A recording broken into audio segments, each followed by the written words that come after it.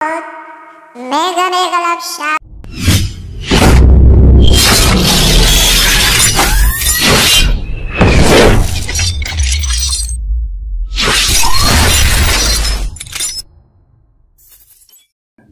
Hello mga ka-win-win, welcome to my channel.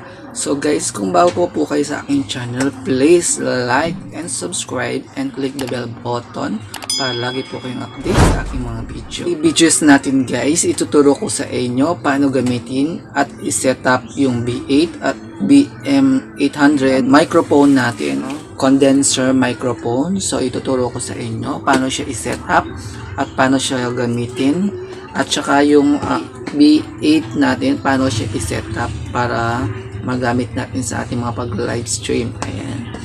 So, samahan nyo ko guys. Ano nga bang nilalaman ng ating condenser microphone? Ito yung mga laman ng ating microphone condenser or BM800. Ayan. So, first, meron po siyang, ayan, meron po tayong guidelines. Ayan, para paano siya i-set up. Filter, ayan, meron po siyang filter para masala niya yung ating mga boses. Cord, ayan, may cord po siya para sa ating microphone. Ito yung hawakan ng ating microphone. So ituturo ko sa inyo paano siya i-set up. Ito yung pinaka head po ng ating condenser microphone. So ayan, gold na gold po siya. Meron din po siyang stand. Ito yung stand ng ating condenser microphone. Meron din po siyang foam. Ayan, para sa microphone natin. Ayan, meron po siya. Ito yung stand ng ating condenser microphone. And ito siguro yung hawakan ng ating microphone din, isang hawakan. So, dalawang type po siya na hawakan ng ating microphone. Next naman po natin is ang ating B8 sound card. So, ito yung ating singing live sound card na gagamitin. At paano natin siya i-set up mamaya guys. So, today, i-unbox muna natin siya kung ano yung mga laman niya. So, guidelines. Meron naman po siyang guidelines. So, English guidelines po siya. So, mababasa po natin at maintindihan po natin siya ng maigi. Meron po siyang 3 kinds of wire. So, tatlong type po siya ng ating cable wire. Ayan. Yung isa is USB type po siya. Ayan. Ito siguro yung para sa ating charger ng ating B8. And then, meron po siyang dalawang wire. So, auxiliary male cord po siya. Ayan, para sa ating sound cable. Ito rin po ay male auxiliary. Ayan. So, ayan, tatlo po yung laman niyang cord. Ang USB type po na pwede natin gamitin sa ating headset and microphone. Ayan, naka-plastic pa siya. At ang ating B8 ay iba't ibang gamit ang ating B8. Ito yung likuran ng ating B8 guys. So, per live 1. And then, sa pangalawa is live 2. And then, a company instrument. Ayan. And then, meron siyang charging connector. Ito, dito. And then, meron po siyang earphone and speaker connector. Tapos, headset. Ayan, nandito yung headset. And then, condenser mic. Dito natin isusok-sok yung ating condenser mic mamaya. And then, ito, dynamic mic. So, pwede nyo gamitin dito guys yung mga ginagamit natin sa mga pagbibideo. Okay, yan yung mga mic. Pwede rin po yung gamitin as a mic po natin. Ayan po. So, ito yung pinakaharapan ng ating B8 guys. Microphone. Ayan yung mic, niya, volume. Tapos, ito yung pinaka-echo. And then, ito yung power on niya. Ito yung power on. Tapos, monitor. Ayan, monitor. And then, music. Kung nagre-record ka dyan, ayan. Pwede mong gamitin ito sa pagre-record at music. Tapos, ito yung recording niya. Recording button. And then, ito yung bass. So, kung gusto nyo nang malakas yung pinaka-bass niya, voice niya. So, makikita nyo naman dito sa second layer, ito yung red button na to, ito yung electro, ayan, dito mag-iiba yung mga boses natin. So, may electro siya, and then pitch, tapos elimination, then shockwave, and then meron din po siyang MC. So, ito yung parang pag nag-MC ka sa mga occasion, ayan. Tapos, meron po siyang dodge, ayan. So, sa third layer po siya, meron po siyang cheer. Tapos, embarrass, ayan. Tapos, gun, despite, and then debut. Tapos, may kiss, ayan. So, mamaya guys, ituturo ko kung ano yung mga gamit nito guys. And isi-set up natin ang ating condenser microphone, ating BM8800. Ito yung pinaka-stand niya sa ating microphone. Ano niya, clipper niya. Kung ito yung gamit gamit ito sa sa table para malagay natin tong ating stand. Ito po siya, ayan. So meron din po siya parang pangluwag at pangsikip ng ating microphone. First natin i-set up na natin yung ating M800 microphone. So first, ito yung clipper niya para sa ating stand. So ilalagay muna natin yung ating clipper. Ano lang natin tong clipper natin guys. Ayan. Ilagay mo lang dyan. And then paikot lang. So nakabit na natin ang ating stand para sa ating microphone. So, second natin guys, yung stand naman natin. Ito yung pinaka-stand ng ating BM mic condenser. So, ito yun. Ito yung pangalawang i-set up natin. So, ilalagay natin siya dito. Ikot ko lang dito para sumikip yung ating, para hindi siya gumagalaw. Ayan. Para hindi siya gumagalaw. So, dito ko siya ayan, ilalagay. Yung third naman natin ilalagay guys, stand ng ating microphone. So, ito yun guys. So, ito yung pangatlong ilalagay natin para i-set up yung ating B8 microphone. So, ito, dito lang siya ilalagay guys. So, i-adjust mo lang to para sumikip siya. And then, ayan. Tapos, meron siyang parang connector dito guys. Ayan. So, dito mo siya ilalagay.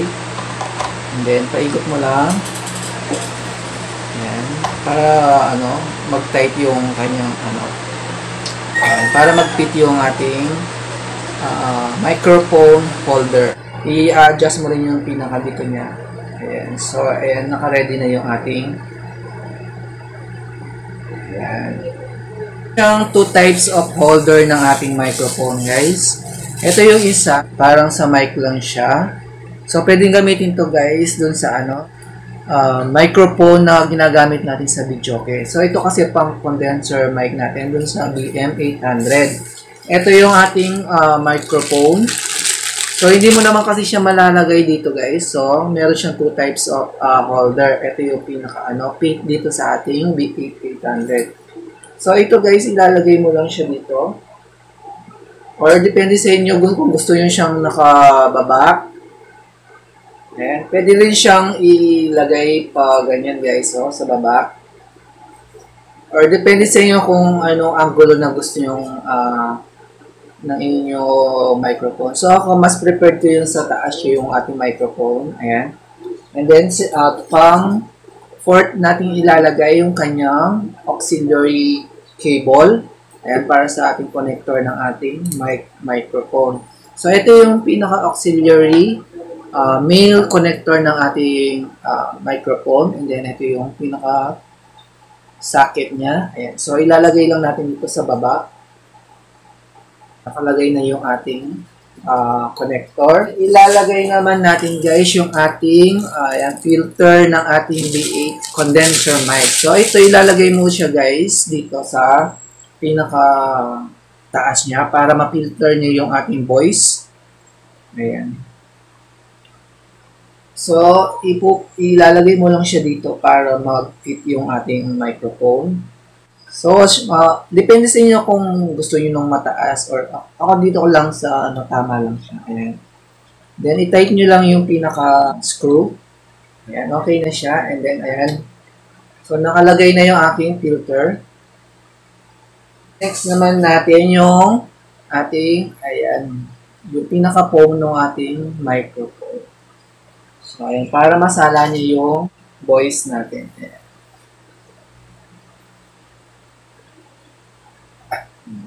Lalagay mo lang siya dito, guys. So, ayan, buo na yung ating condenser microphone. So, next naman natin i-assemble yung ating V8 sound card. So, para magamit na natin sa ating pang-live stream. I-set up naman natin, guys, yung ating V8 sound card. So, ito yung nilalaman ng ating V8 sound card. Meron siyang tatlong cord. And then meron siyang USB para headset and microphone. So kung hindi siya ganito yung ating mga cable, pwede na siyang gamitin ito, guys. So USB type siya. Then ito yung ating V8 natin sound card. So ito yung likod ng ating V8 sound card. Ayan, i-connect na natin yung ating cable.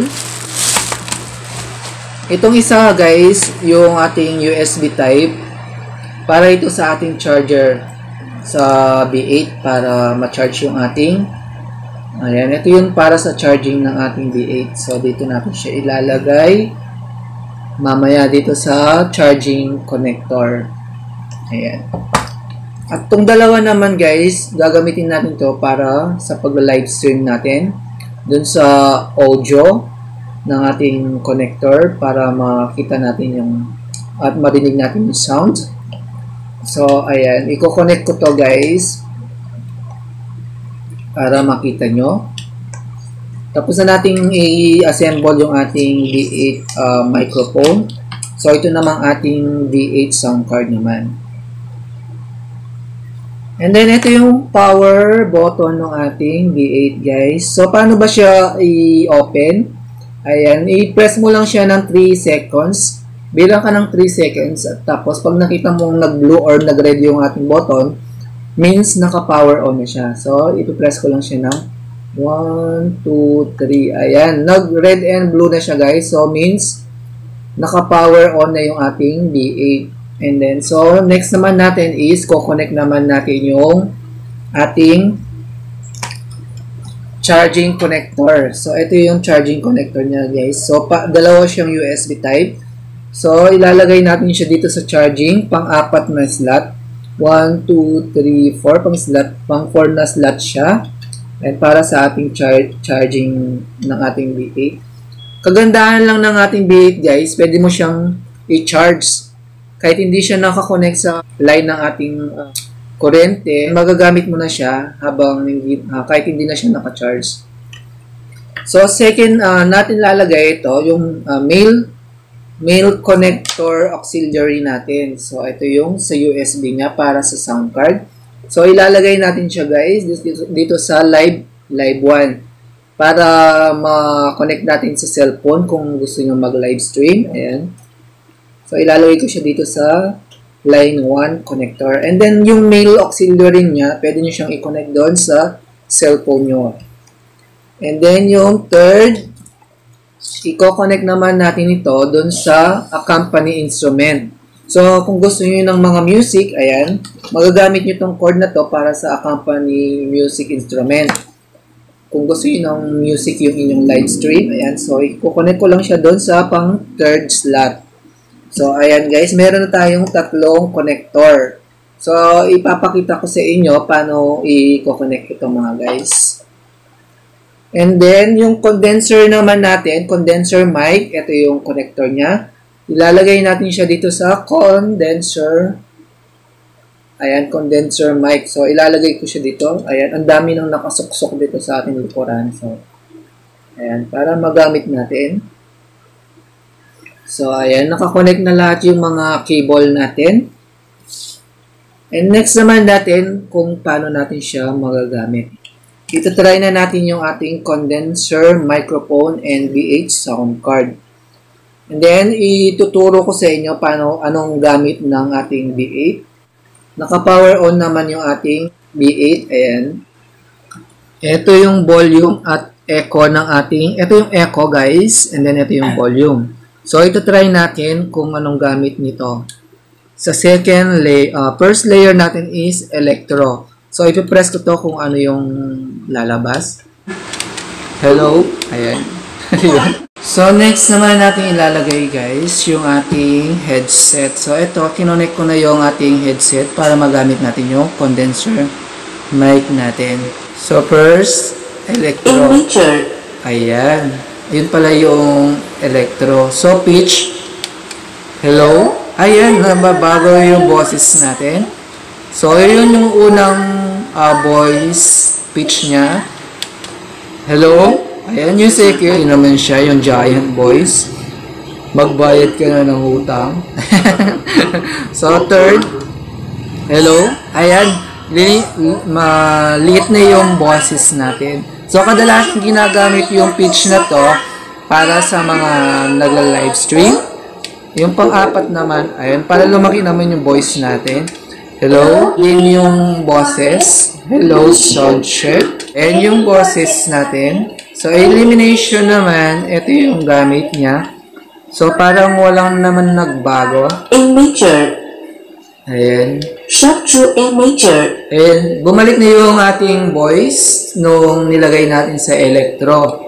So, pang-apat naman yung shockwave. Tignan natin kung paano gamitin yung shockwave. Hello? Hello, sound check. Ayan, parang nasa kuweba ng MC. So, ipipress natin yung MC. Ang mga birthday party, ayan yung ginagamit, yung MC connector. And then, gamitin naman natin yung Dodge. Wala naman siyang pinag-iba dun sa MC and Dodge. And then, try naman natin yung mga voice. Yung mga voice, ano naman nila, voice sound niya. So, yung cheer, ipipress natin yung cheer. Ayan. Yun pala yung gamit ng cheer. So, yung embarrass, ipipress natin. Ayun pala yung embarrass, parang uwak na ewan. Ayan. So, yung gun, meron siyang gun. Ito yung gun, parang baril nga yun, gun, di ba? Ayan, yung gamit ng gun. Tapos, yung despise. Yun pala yung despise na parang boo. Ayan, parang boo, parang yung debut naman, debut. Ayan. Ayun. So, ayun pa lang yung gamit ng balls. Debut. Meron din siyang kiss. Ayan, kiss. Ayan. So, kinikiss ka niya. And then, meron siyang loud. Ayan, tawa. Ayan. So, meron din siyang clap. Ayan, kung gusto mong palakpakan yung mga viewers mo. Ayan. And then, meron din siyang kiss. So, dalawang type ng kiss yung ginagamit niya. Ayan yung isa, yung kiss. Yung isa, ito. Ayun yung isa. Tapos, meron siyang song 1. Ano kaya yung song 1 dito? Song 1? Oh. So, yun pala yung song 1 natin. And then, second, song 2. So, yun pala yung song 2. Ito lahat yung gamit ng ating B8. So, kagandahan nito guys, rechargeable siya.